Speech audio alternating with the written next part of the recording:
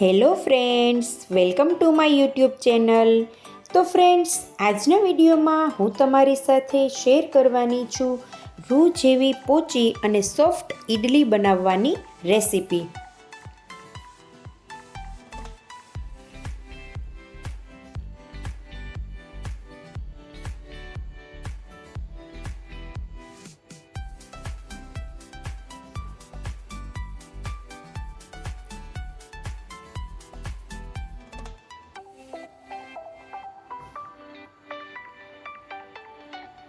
તો આ ઇડલીને ઘરે જ બનાવવાની છે અને ઘરે જ બધી જ વસ્તુને પીસી અને ઇડલી તૈયાર કરવાની છે. તો ઇડલી બનાવવા માટે અહીંયા મેં 3 વાટકી જેટલા બોઇલ ચોખા લીધા છે. તમે વાટકીનું માપ જોઈ શકો છો. મીડિયમ સાઇઝની નાની વાટકી છે તેટલા ચોખાને મેં પલાળી દીધા હતા અને અંદાજે 5 કલાક સુધી પલાળી દેવાના છે. અને આ ઇડલી બનાવવા માટે બોઇલ ચોખાનો જ ઉપયોગ કરવાનો છે. હવે 3 વાટકી ચોખા લીધા છે, તેની સામે એ જ વાટકીના માપથી 1 વાટકી જેટલી અડદની દાળ લીધી છે. તેને પણ મેં 5 કલાક માટે પલાળી દીધી છે. અને 5 કલાક પછી તમે જોઈ શકો છો દાળ સરસ રીતે પલળી ગઈ છે અને આ રીતે તમે ભાંગો તો તૂટી જાય છે. અને અહીંયા તમે જોઈ શકો છો કે 5 ચમચી જેટલી મેં ચણાની દાળ લીધી છે.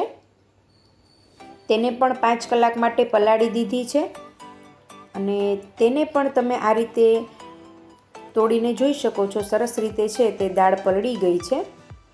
અને અહીંયા 1 ચમચી જેટલી મેં સૂકી મેથી લીધી છે, તેને પણ 5 કલાક માટે પલાળી દીધી છે.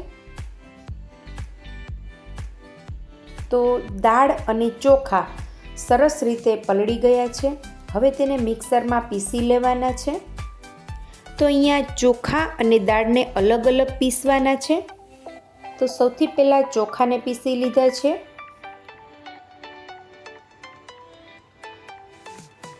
તો હવે તમે જોઈ શકો છો થોડું થોડું પાણી નાખી અને તમારે પીસી લેવાનું છે. બેટર તમે જોઈ શકો છો બહુ જાડું પણ નથી રાખવાનું અને બહુ પતલું પણ નથી રાખવાનું. તો આ રીતનું મીડિયમ બેટર તૈયાર થઈ જાય એટલે એક વાસણની અંદર ટ્રાન્સફર કરી દેવાનું છે. તો તમે જોઈ શકો છો એક વાસણની અંદર બધા જ ચોખા છે તે પીસી અને રાખી દીધા છે. હવે બધી જ દાળ એકસાથે પીસી લેવાની છે. અડદની દાળ સાથે ચણાની દાળ અને સાથે 1 ચમચી મેથી, ત્રણેય વસ્તુને એકસાથે જ પીસી લેવાની છે. થોડી થોડી કરીને પીસવાની છે પણ બધી વસ્તુ સાથે જ પીસી લેવાની છે. અને તેનું બેટર તમે જોઈ શકો છો થોડું થીક થયું છે. તો અહીંયા વધુ પાણી એડ નથી કરવાનું. હવે બધી જ વસ્તુ પીસાઈ ગઈ છે. તો હવે દાળ અને ચોખા બંનેને એક જ વાસણની અંદર ટ્રાન્સફર કરી દેવાના છે અને ચમચાની મદદથી બધી જ વસ્તુ મિક્સ કરી લેવાની છે.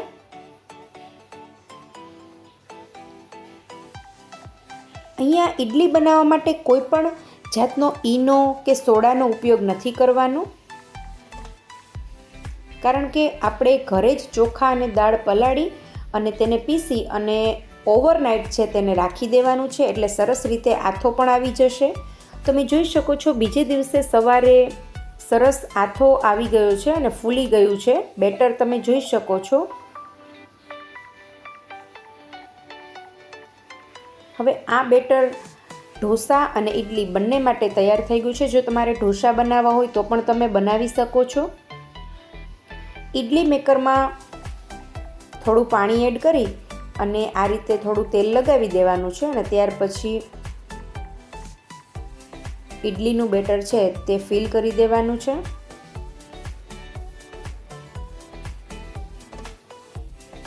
તો ફ્રેન્ડ્સ, આ રીતે ઇડલી તમે જરૂરથી બનાવજો. એકદમ બહાર જેવી જ નરમ અને સોફ્ટ ઇડલી બનીને તૈયાર થાય છે. તો અહીંયા એકસાથે મેં 2 પ્લેટને સ્ટીમ થવા માટે રાખી દીધી છે.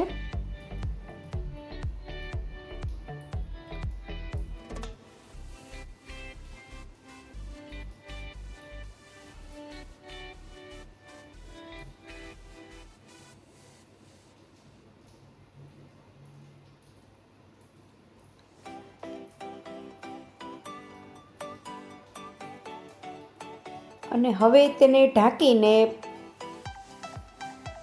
15થી 20 મિનિટ સુધી કૂક થવા માટે રાખી દેવાનું છે. 15થી 20 મિનિટ થઈ ગઈ છે. ગેસની ફ્લેમ બંધ કરી દેવાની છે. અને તમે જોઈ શકો છો ઈડલી સરસ રીતે તૈયાર થઈ ગઈ છે અને એકદમ ફૂલીને સોફ્ટ થઈ ગઈ છે. તો આ સ્ટેજ ઉપર ગેસની ફ્લેમ બંધ કરી અને પ્લેટને બહાર કાઢી લેવાની છે. બંને પ્લેટને નીચે ઉતારી અને રૂમ ટેમ્પરેચર ઉપર ઠંડી થવા માટે રાખી દેશું થોડીવાર.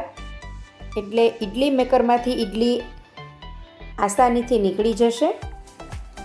તો તમે જોઈ શકો છો રૂમ ટેમ્પરેચર ઉપર ઈડલી ઠંડી થઈ ગઈ છે તો હાથેથી પણ ઇઝીલી નીકળી જાય છે અને જરા પણ ચોટતી નથી. તમે જોઈ શકો છો તેનું ટેક્સચર. તો હવે તેને સર્વ કરીશું.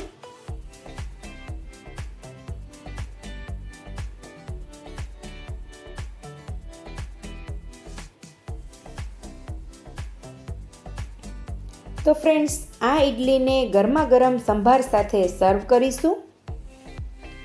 સંભાર બનાવવાની રેસીપી મેં મારી ચેનલમાં અગાઉ શેર કરેલી છે. જરૂરથી અમારી ચેનલની મુલાકાત લેજો.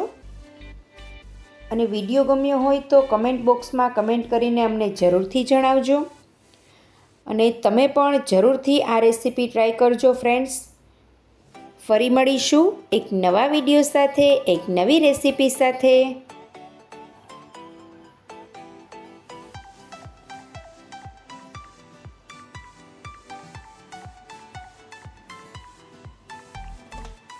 Thank you for watching.